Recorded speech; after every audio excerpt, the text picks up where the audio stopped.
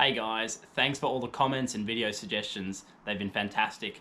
One that's come up a few times is nymphing leaders and nymphing gear. So that's what I was going to run you through here today. My favorite nymph rods are 10'6" 3-weights. I feel like it's a really nice overall length, and 3-weight's probably the best weight that's going to cover you in a range of situations. So I use the Cortland line nymph rods, fantastic rods. To keep it very simple for you, there are three things you're really looking for when you're getting a nymph rod. You want a rod that has a nice soft tip.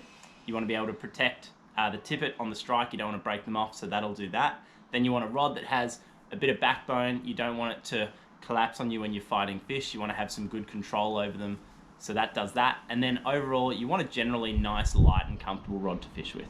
That's all it is. Reels, you want something that's really reliable, light, and really suits your rod. Now, I love semi-automatic reels. This one's a JMC Yoto 30. Why do I like semi-automatic reels? When you're on the river and you hook a fish, you're barely going to fight, you're almost never going to fight a fish on a river on the reel. If you are, well done, it's a lovely fish. So easiest way to take up slack, like that. Semi-automatic reels, fantastic. If you haven't used one or seen one, have a look. I highly recommend them. Now, you really need a nymph line if you're going to do this style of fishing. Why? Because they're light, they're thin, and they don't sag. So, for example, here's my nymph, there's my line, it's hanging here. If you were to do this with a conventional fly line, what's going to happen? The weight of the line is going to pull your fly up, and it's a nightmare to fish with. So, get yourself a nymphing line. This one here I've got is the Cortland competition level nymph, and it's a braid core line. The reason I like a braid core line is so that I can needle my leader through the fly line. The join of your leader and your fly line is going to be going in and out of your rod during casting and fishing, so you want a really nice smooth transition, and braid core lines mean you can needle super easily, get a really smooth connection. There are so many nymphing leaders, Euro nymphing leaders on the market. You can buy them commercially. There are some fantastic ones out there. I personally like to make my own, and if you look online you'll find heaps of people have leaders out there you can have a look at. So mine's going to be very similar to a lot of the modern ones you see, the really up-to-date ones. Essentially, from my fly line, I have, and I should point out, I like level leaders, or leaders that have very little taper, because if they have a taper and they're thick at the butt and then thin down, what's going to happen is they're going to sag when you fish them. So I like level ones. So here I've got 10 foot of 0.18 or 0.12, whatever you like, of chartreuse coloured monofilament.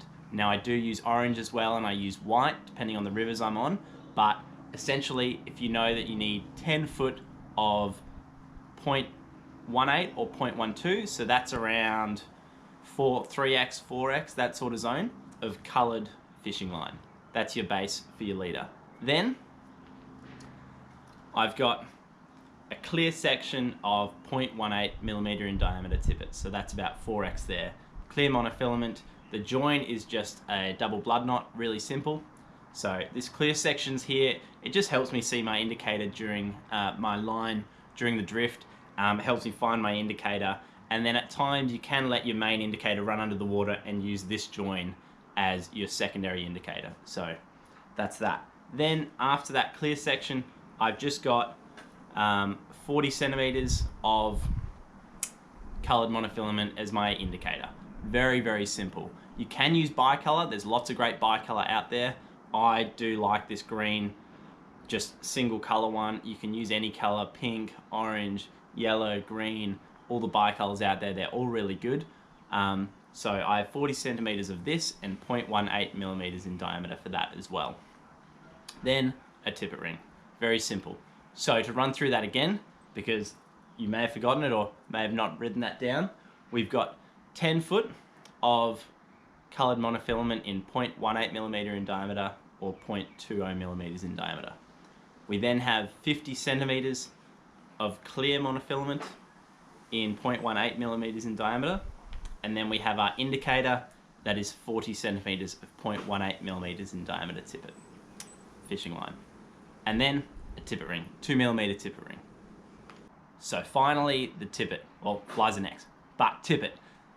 Pretty much when we're nymphing, we want to be trying to fish fine tippets, because finer tippet has a thinner diameter, and it means it's going to get grabbed less by the current. It's going to get our flies deeper quicker and ultimately get a better drift. So 6 and 7x tippets, perfect. Fluorocarbon's what I like to use. I find them quicker to tie knots with, there's less abrasion, just really easy. Now, doing the leader length, it's going to be hard for me to explain that here, but for most of the water I'm fishing here in Australia, or we're fishing between, you know, shin deep water to waist deep water. So these are my tippet lengths for that. If you go into deeper water, chest deep water, obviously you're just going to have to lengthen it.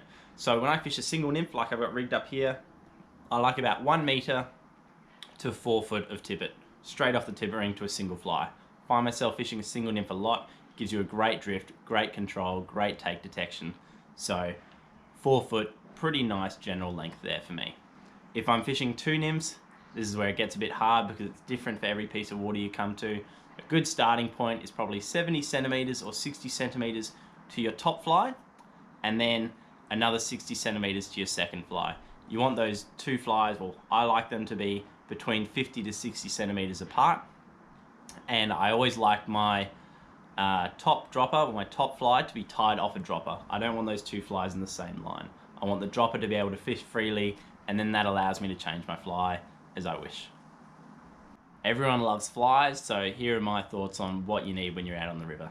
Essentially, keep it really simple. You want to make sure you have a range of bead colors there and bead sizes, 2.5, 3, 3.5 at a minimum. That's just a whole page of pheasant tails there.